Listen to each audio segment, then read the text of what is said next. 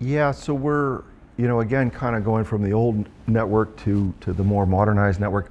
Classically, those multiple services were delivered on independent networks and at lower speeds. So, think about 10 gig to the access point. Now, to modernize the network, you want to converge it. So there's an opportunity for savings there, putting all the different access mechanisms onto a more converged core, and then at the same time, take it up a generation in terms of the speed. So from the 10 era up to the 100 and 200 to the edge. And so there's been a few developments that also support that. So in addition to the higher speed, the industry is taking that ROADM technology to the edge. Now, if it is going to go to the edge, you're going into a more of an access environment. You need to scale it down. It needs to be a cheaper device, but still have that critical amount of capability and technology there. So the ROADMs, we've developed really cost-optimized ROADM solutions that fit very, very nicely at the edge.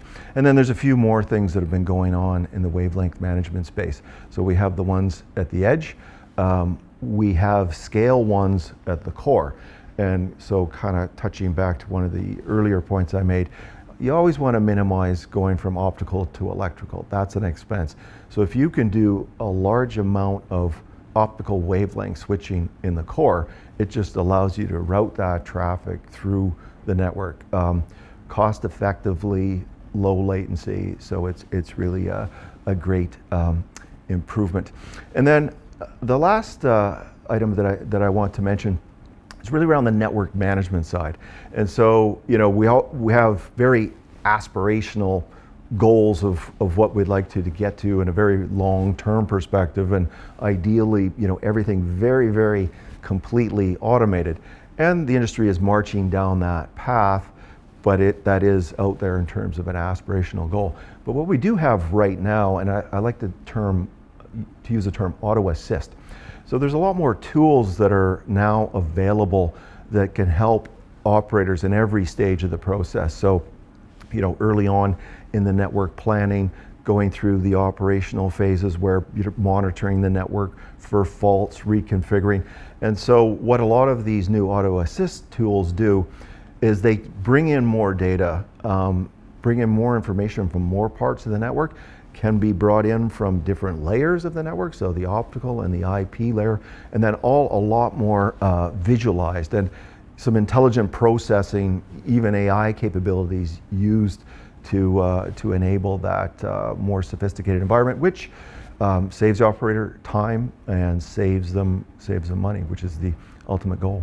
AI is kind of curious. I mean, AI has been around for many, many decades, but over the last year, it's just elevated in this kind of hype cycle and awareness. And I think it was known within the technology community and used within the technology community, but then with ChatGPT basically exploded it out into the general consensus and drove some stock prices like crazy.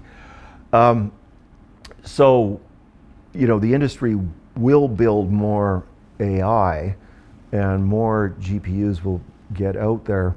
And the way that I like to think about it is, think about cloud service and go back about 8 years. Cloud service was kind of a notion, an idea, and now cloud service has ramped to greater than a $250 billion business. So it's a huge business, and it's basically take all that IT that were in enterprises and move it to the cloud.